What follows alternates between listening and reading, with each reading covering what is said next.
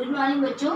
बच्चों आज की जो हमारी क्लास है उसमें हम क्या पढ़ने जा रहे हैं, वही पार्ट 1 भारतीय संविधान का टॉपिक पढ़ने जा रहे हैं। भारतीय संविधान के लक्षण हमने पढ़ा था कि भारतीय संविधान किन परिस्थितियों में बना था। मैंने आपको बता दिया कि स्वतंत्रता के पश्चात कुछ परेशानियां थी और उन्हीं परेशानियों से फ्री होने के लिए, स्वतंत्र आज़ाद होने के लिए भारतीय संविधान का निर्माण किया गया। 1950 में भारतीय संविधान लागू हुआ था 26 जनवरी। अब हम पढ़ने जा रहे हैं भारतीय संविधान के प्रमुख लक्षण कौन से हैं। तो बच्चों देखो, जो पहला लक्षण आपकी पाठ्य पुस्तक बताया है वो है संघवाद। अब संघवाद का क्या अर्थ होता है कि भारतीय जो संविधान है, भारत जो है वो राज्यों का संघ है। मतलब आप ये बताओ कि आप ना, आपकी गली की कोई समस्या है तो क्या आप सीधे मोदी जी को या केंद्र सरकार को कहते हैं क्या कि हमारे गली में आके रोड बना दो या हमारी गली में आकर नाली बना दो? नहीं कहते ना, पार्षद को कहते हैं। तो भारतीय संविधान का प्रमुख लक्षण है संघवाद, यानी जो शक्तियां हैं वो केंद्र और राज्य सरकारों के मध्य उनका बराबर डिवाइडेशन किया गया है, क्योंकि अकेले जो केंद्र सरकार होती है वो संपूर्ण देश के कोने कोने की व्यवस्थाओं को नहीं संभाल पाती है। जैसे हमारे घर की व्यवस्था, हमारी क्लास की व्यवस्था हम जानते हैं ना, वैसे ही जो एक देश राज्य होता है या एक जिला होता है या एक कस्बा होता है, उसकी प्रॉब्लम उसको पता होती है। उसमें भी वार्ड की प्रॉब्लम अलग अलग होती है जो वहाँ के पार्षद को पता होती है। तो ये क्या है, भारत में तो हमें क्या देना, भारतीय संविधान का प्रमुख लक्षण क्या है, संघवाद है। यहाँ पे शक्तियों का बंटवारा किया गया है। जो केंद्र से संबंधित शक्तियाँ वो केंद्रीय शक्तियों केंद्र को दी गई हैं, राज्य से संबंधित जो शक्तियाँ वो राज्य को दी गई है, और उसके पश्चात अवशिष्ट शक्तियाँ, संवर्ती शक्तियाँ, और उसके पश्चात भी स्वायत्त शासित ग्राम पंचायत है, पंचायत समिति है, इनका सबका निर्माण किया गया है अलग अलग स्तर पे, क्योंकि सभी समस्याओं को सुलझाया जा सके और प्रजातंत्र को सफल बनाया जा सके। दूसरा है संसदीय शासन पद्धति, यानी संसद क्या होता है, संसद आप जानते हो जिसके अनुसार हमारे देश का शासन व्यवस्था चलती है, जहाँ से हमारा कानून बनता है। अब देखो संसदीय शासन हमने पढ़ा था पिछली क्लासों में भी कि जो प्रत्येक भारतीय नागरिक को, जो वयस्क नागरिक है उसको मत देने का अधिकार है, सार्वभौमिक मताधिकार। सार्वभौमिक मताधिकार का यानी प्रत्येक भारतीय, वो चाहे किसी भी भाषा, जाति अथवा लिंग का हो, और वो अगर 18 वर्ष की आयु पूर्ण कर चुका है तो बिना किसी भेदभाव के उसको मत देने का अधिकार है। मत क्या होता है, वोट देना, यानी जो अपना लीडर है, अपना जो नेता है उसको चुनना। तो भारत में कैसी व्यवस्था को अपनाया गया है, संसदीय शासन व्यवस्था को अपनाया गया है, जिसके अंदर वयस्क मताधिकार का प्रावधान है और सार्वभौमिक मताधिकार। अच्छा एक बात और बताऊं, जब संविधान निर्माण हुआ था ना, तो ये सार्वभौमिक मताधिकार ही एकमात्र ऐसा अधिकार था जिसपे किसी भी तरीके की बहस नहीं थी, उसको सभी ने आसानी से स्वीकार कर लिया था। यानी प्रत्येक भारतीय जो 18 वर्ष की आयु पूर्ण कर चुका है, चाहे वो किसी भी धर्म, भाषा, जाति अथवा लिंग का हो, उसे अपना मत देने का यानी अपना प्रतिनिधि चुनने का पूर्ण अधिकार है ना। ये चीज संसदीय शासन व्यवस्था हमारी प्रमुख विशेषता है। इसके पश्चात आता है शक्तियों का बंटवारा। बच्चों शक्तियाँ, कोई भी शक्ति है जब वो एक ही व्यक्ति के हाथ में होती है तो क्या होता है, वो निरंकुश होता है, वो अपने आप को सब कुछ समझने लग जाता है कि मेरे आगे कोई दूसरा व्यक्ति कुछ भी नहीं है। तो अगर ऐसा होता है तो निरंकुशता बढ़ती है, अंकुश नहीं होता। तो हमारे भारतीय संविधान में क्या किया गया है, शक्तियों का बंटवारा किया गया है। संघवाद में तो क्या किया गया था, शक्तियों को केंद्र सरकार और राज्य सरकार, संवर्ती सरकार और एक स्थानीय सरकार के रूप में बंटा। यहाँ पर शक्तियों का बंटवारा क्या किया गया, सरकार का है उसके 3 भाग कर दिए गए हैं। कौन कौन से, कार्यपालिका, व्यवस्थापिका और न्यायपालिका।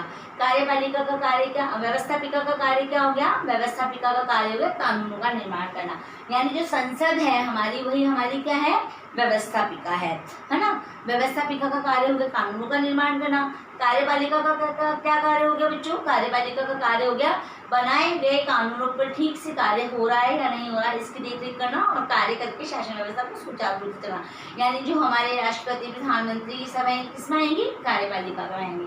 और न्यायपालिका का क्या अर्थ हो गया कि किसी न्यायपालिका का पृथक और स्वतंत्र क्षेत्र है, इस पे न तो कार्यपालिका का दबाव है न व्यवस्थापिका का, ये दोनों के द्वारा किए गए कार्यों पर देखरेख करती है कि उनके द्वारा कोई संविधान का उल्लंघन तो नहीं हो रहा है।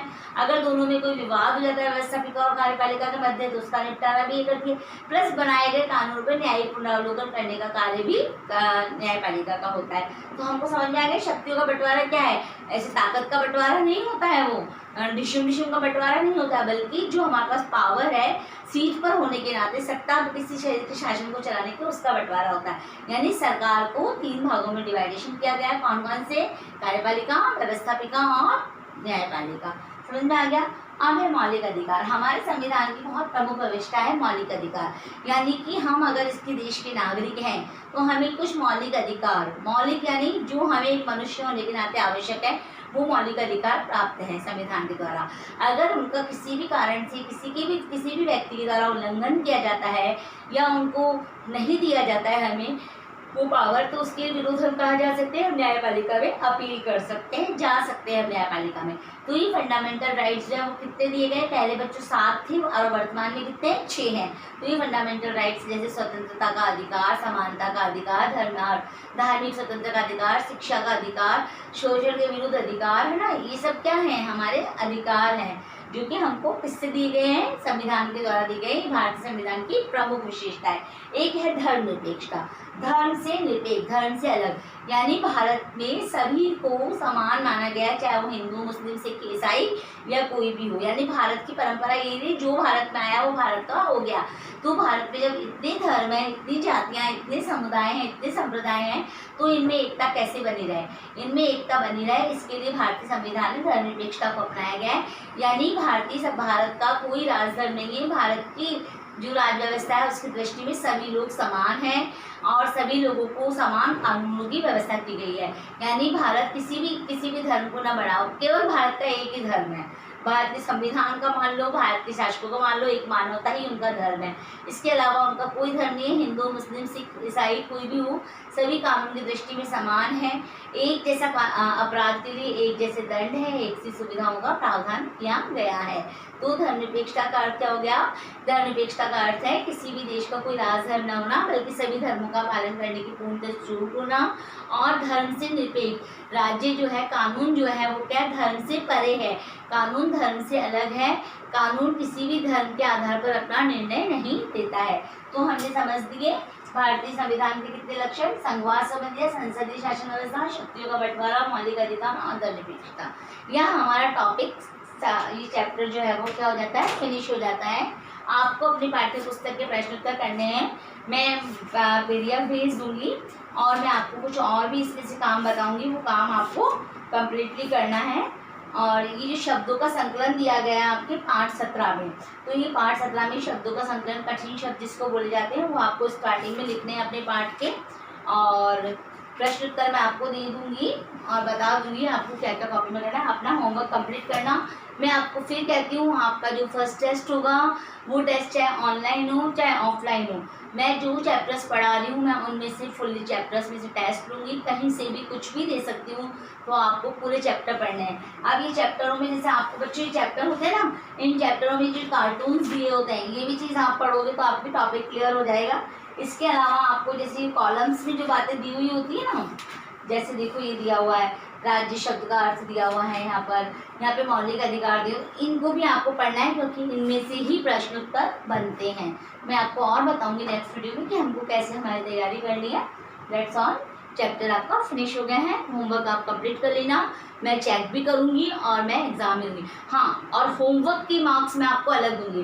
जैसे 10 नंबर का अगर आपका पेपर होता है तो उसमें से 4 मार्क्स आपके कौन से होंगे?